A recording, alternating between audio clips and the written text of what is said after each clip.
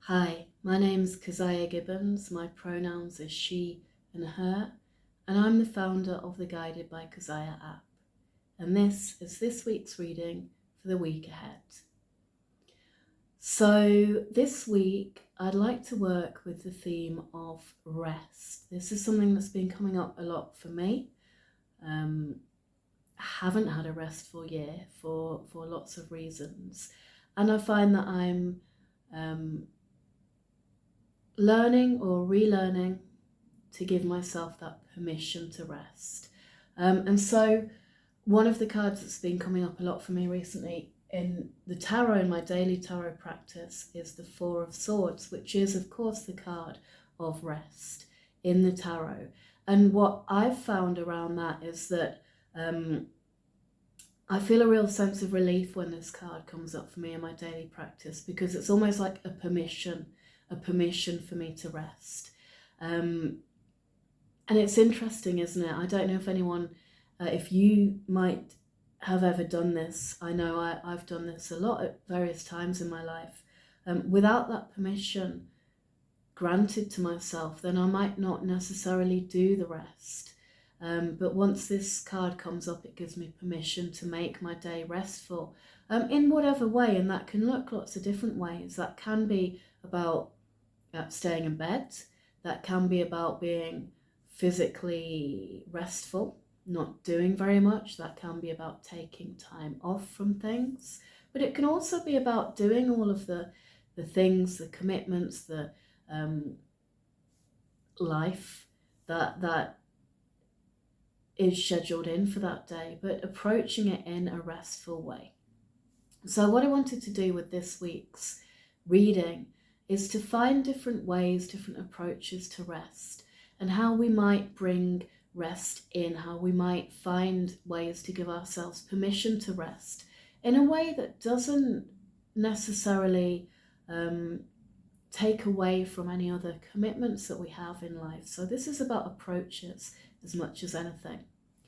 And the deck that I'm going to be using today is an oracle deck. It's the Oracle Deck of Bridges by Janine Worthington of the In Between Tarot, who is a very talented creator as well as a lovely person. So I recommend this deck, and I'll share it with you in this reading.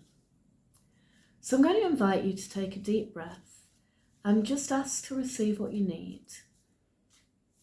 Maybe even giving yourself permission to embrace rest for today or for this week in a way that is appropriate for you. And if there is anything that you've been working with or working through at the moment, you can of course hold that in your heart, in your inner space, in your intention, and ask for any insight that you might need from that as well. And then we just have here these four, based on the Four of Swords, 4 positions, 4 ways that we can approach rest. So the first card is dreams. Look at this. This is a lovely one. You can see here this person reaching for this kind of nebulous, cloudy or coloured ball that's kind of there but not there. And so, you know, dreams are something that happen when we sleep, so when we're physically resting. And they're also something that express our deep psyche from within. And so dreams, we have different kinds of dreams, don't we? Sometimes our dreams are very, it's just our brains clearing out whatever has gotten in there over the course of the day or recent days. And sometimes dreams can be very meaningful as well. And we talk also about dreams, not just about the kind of dreams that we have at night. We can daydream, and we can also have dreams. So, you know, dreams about what might be, how might we like life to be, what would be wonderful for us. So I think this card coming up as the first card in our rest reading is really an invitation to all of those things, to give ourselves the physical space to actually dream, so sleep, but also the permission to dream. So sometimes one way of being not restful is to be very much in, this needs to be done, and this is real, and this is realistic, and we don't have any time for any of those dreams because all of these things, these ducks need to be in a row in the here and now. And this is an invitation to let your dreams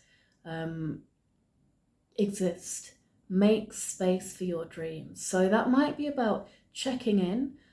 Are your behaviors, are the things that you're doing, are the things that you're working towards, are they in alignment with the dreams that you have? Is there space in your life for this kind of esoteric, nebulous dream quality? And if there's not, how can you give yourself a space to allow those dreams in? So it's a lovely invitation there to let your rest be dreamlike, be dreamy. And I know in my own life, when I've been sort of under enforced rest, so a couple of years ago when I was recovering from my knee operation and took 6 weeks off work, I had all kinds of sort of creative, dreamlike occurrences going on because there was space for them. My focus wasn't on the admin and all the other kind of practicalities, and they just naturally came in. So just by resting, you can make space for dreams to be present in your everyday. So that's card number 1. What is another way that we can approach rest?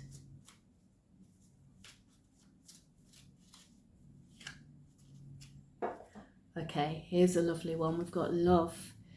Look at this. We have this figure here standing in touch with that heart there at the center of this kind of heart shape wheel made of hearts, and there's a joy in that posture, in the pleasure of being in their body and enjoying that. And love, love is something, it's what we do, isn't it, as humans? We love in lots of different ways, and we love each other and ourselves, hopefully. And when we have room in our lives for love, that is something which is very healthy and very natural for us. So again, this is, I think, an invitation that, we don't have to be doing always physical rest. We don't have to be always stopping everything and going to bed for a lie down. Although, if you need to go for a lie down, please do allow yourself that permission. But actually, allowing ourselves to experience the things that are wonderful in life is very recharging. So allowing ourselves time with our loved ones, and again, that should include yourself. You can have time alone with yourself that's loving. And you can have time with lots of different people in your life that is loving. But that is something that's recharging. That's something that serves as a function, similar to actual physical rest. So again, it's a rest from kind of perhaps a mindset of what needs to be done or what needs your attention, and a reminder to drop back into what's important, what's in your heart, and the love that you have in all the different ways in your life.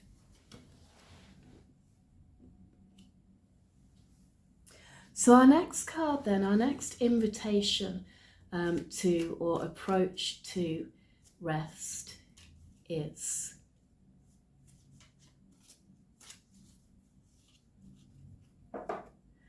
the crown chakra.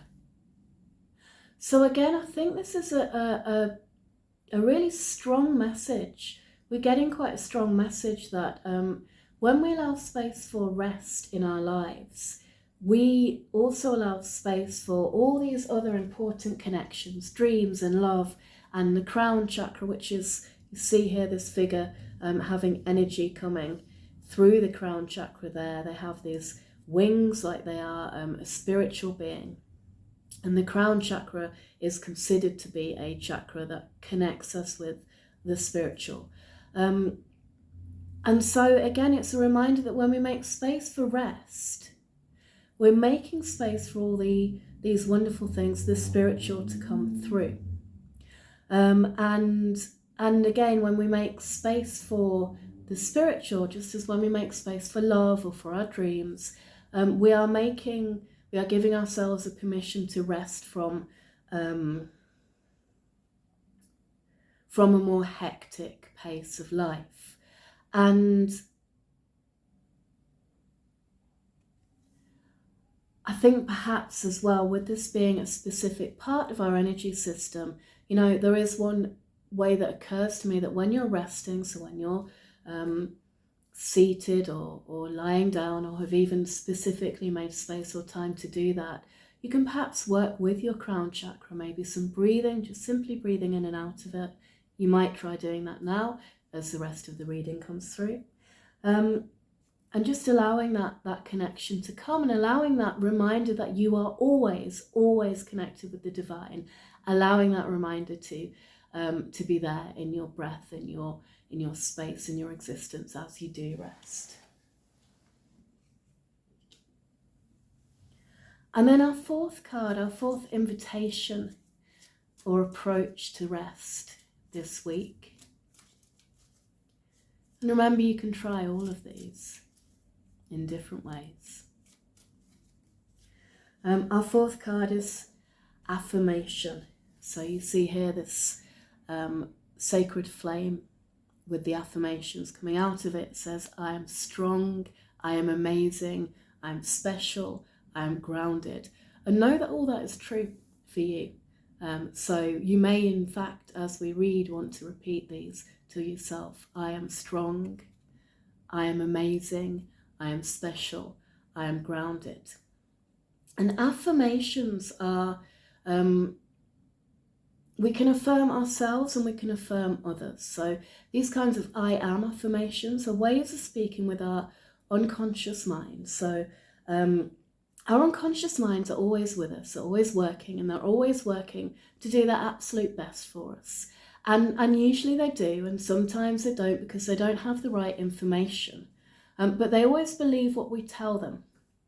So if we're going around telling our unconscious mind, I am not strong, then the unconscious mind's going to believe you, because if it can't trust you, your conscious mind, who can it trust? So it believes you.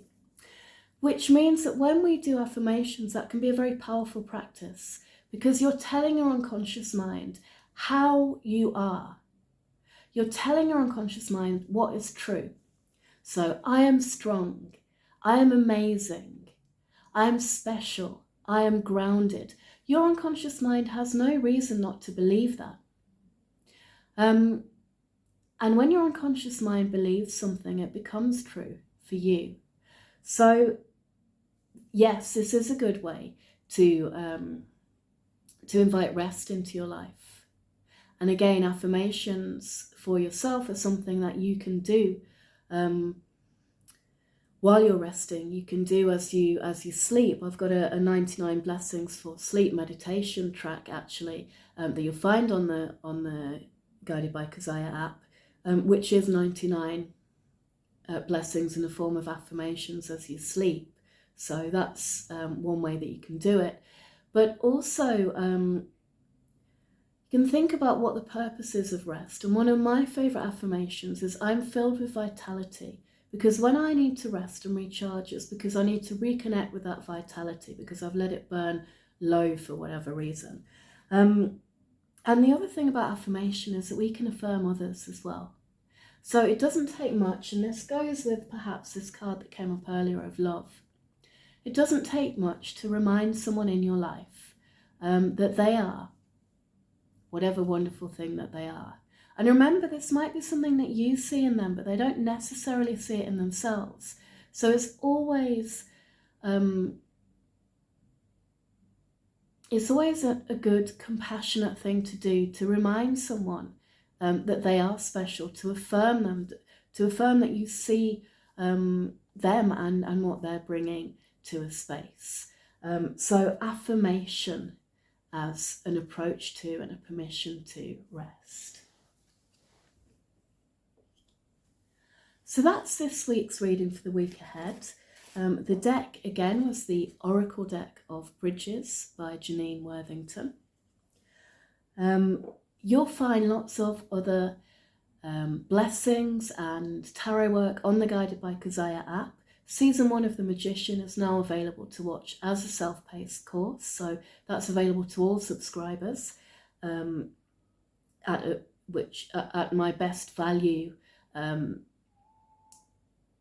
offering The Magician on the app in a way that allows me to bring it to you in the best value it's ever been. So I'm really proud of that, and I'm really pleased with that, and I'm really happy to share that with you. I'm just in the process of sharing details of September's live workshop, which will be an ancestor circle. So look out for that information this week in the app, on the social media, and on the mailing list. And if you're not in those places, please come and join us. And yeah, have a wonderful week ahead. I'll see you next week with another reading for you. Take good care.